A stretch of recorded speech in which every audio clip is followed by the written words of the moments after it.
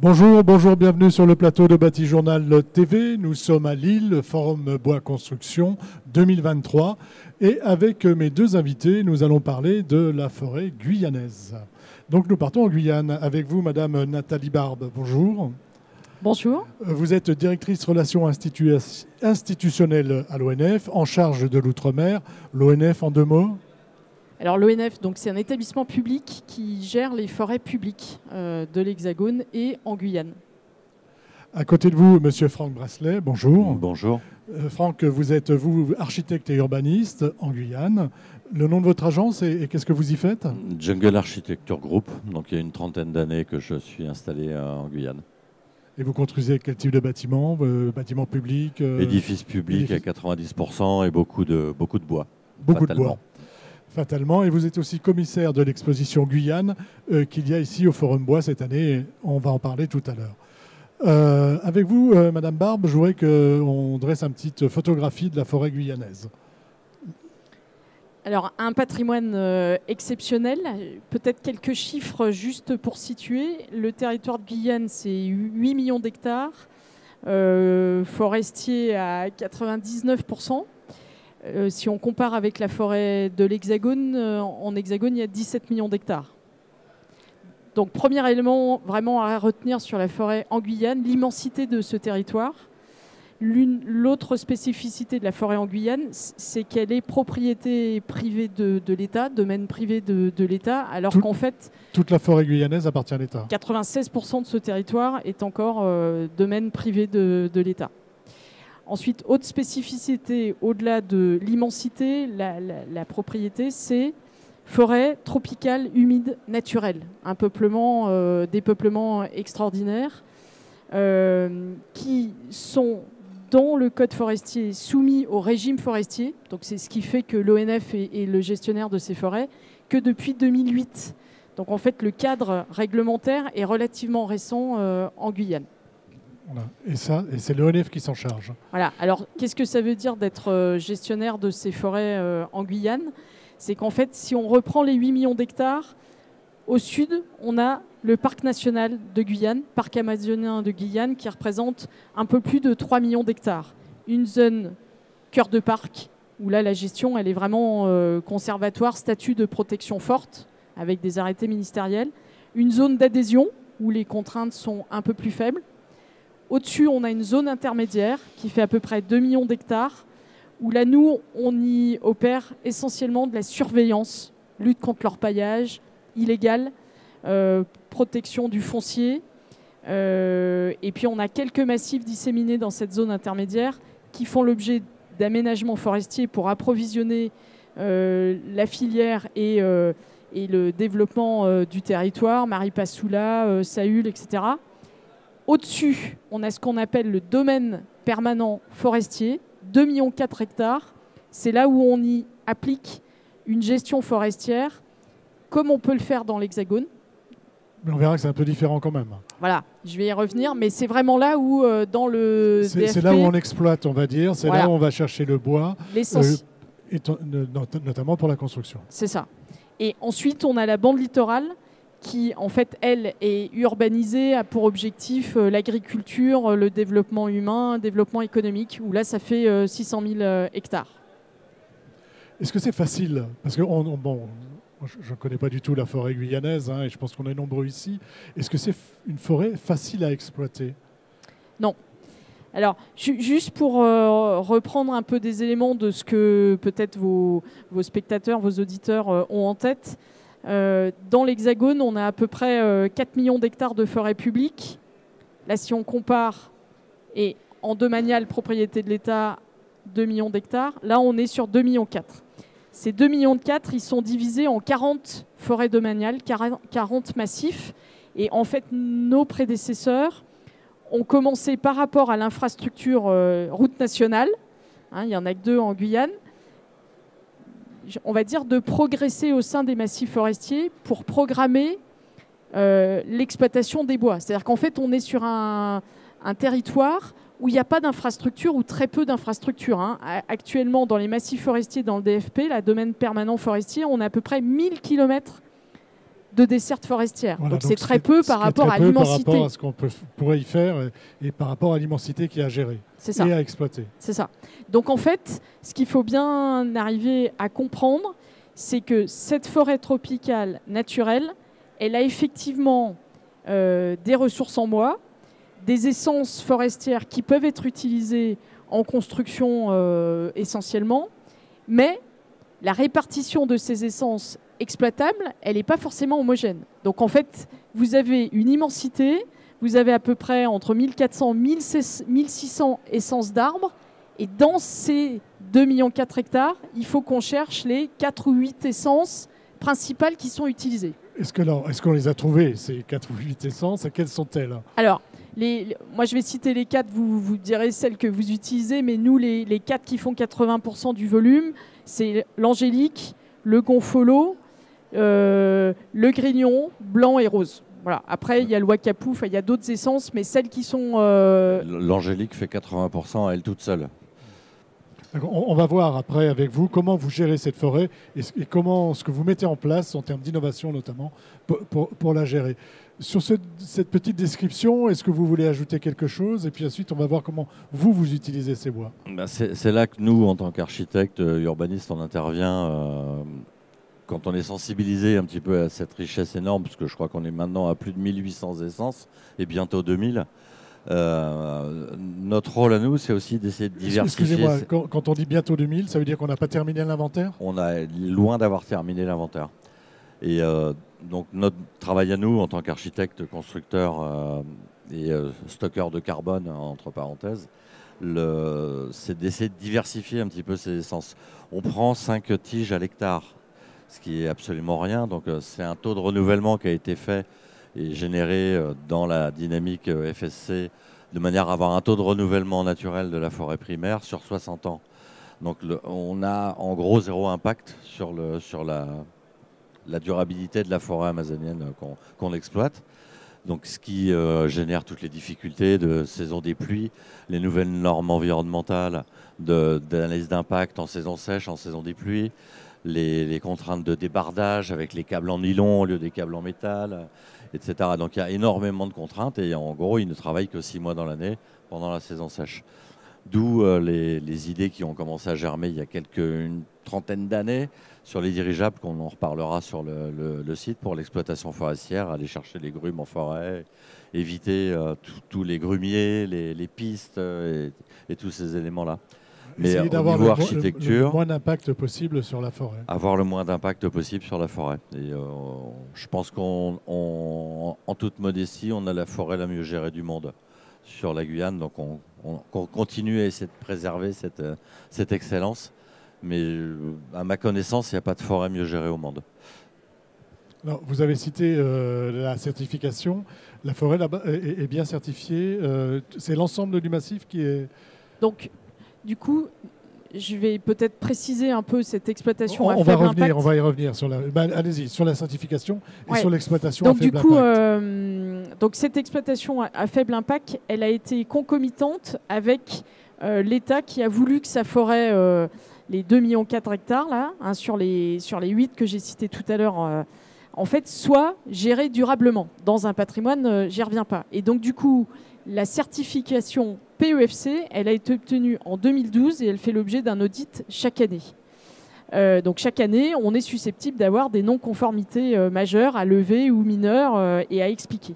Donc peut-être pour revenir sur cette exploitation à faible impact, réexpliquer que sur ces 2,4 millions hectares, en fait, on aménage les forêts. C'est-à-dire que ces 40 massifs forestiers, ils font l'objet d'un aménagement forestier où les forestiers, sur 25 à 30 ans, disent ce qu'on va pouvoir sortir en bois, mais aussi les zones sur lesquelles, ce qu'on appelle des séries de protection, sur lesquelles il ne faut pas intervenir parce qu'on a des pépites, une biodiversité exceptionnelle, voire on a des peuplements forestiers qui sont à côté de criques, de cours d'eau ou de réseaux hydrographiques. Si on venait exploiter ici, à cet endroit, on aurait des impacts sur l'écosystème et sur les milieux qui fait que la qualité de l'eau sera moins bonne, voire la biodiversité qui est associée à ces milieux serait complètement impactée.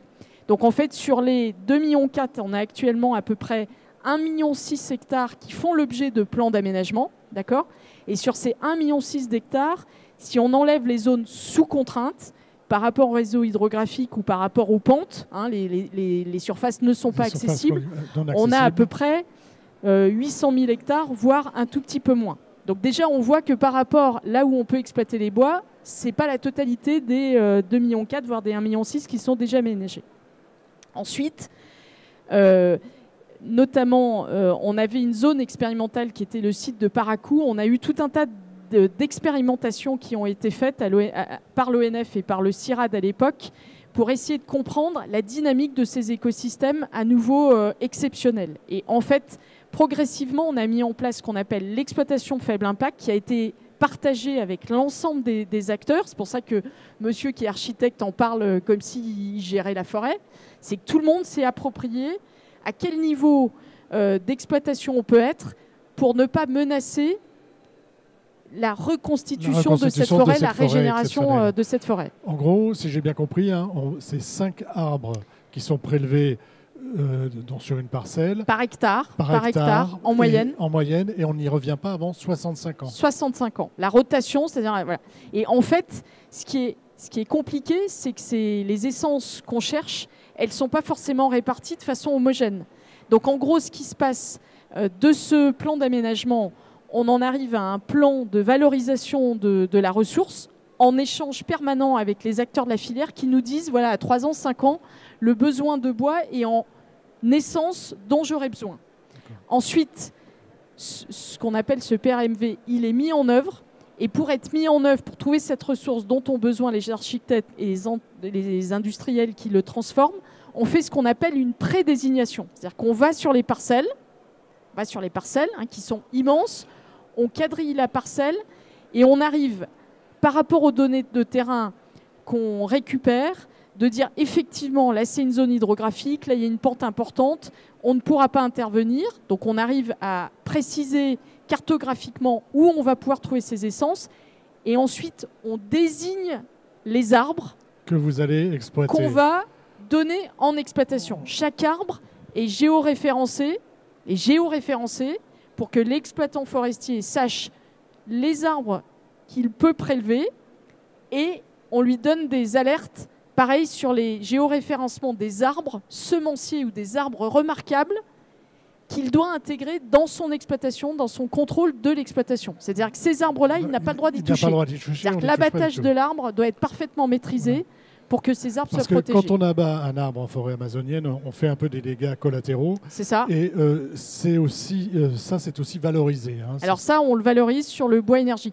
Mais ce que je voudrais bien que vous arriviez à percevoir, c'est que quand je parcours le Layon, quand les ouvriers forestiers prospecteurs de l'ONF parcourent donc la parcelle par Layon, en fait, on va identifier des sujets sur lesquels on ne peut pas les toucher et des sujets, des arbres qu'on va exploiter. Par contre, quand je suis sur le terrain à quadriller les layons, je n'ai pas forcément la répartition géographique de ces arbres qui ont un intérêt pour la filière, qui ont atteint un diamètre où on peut les couper.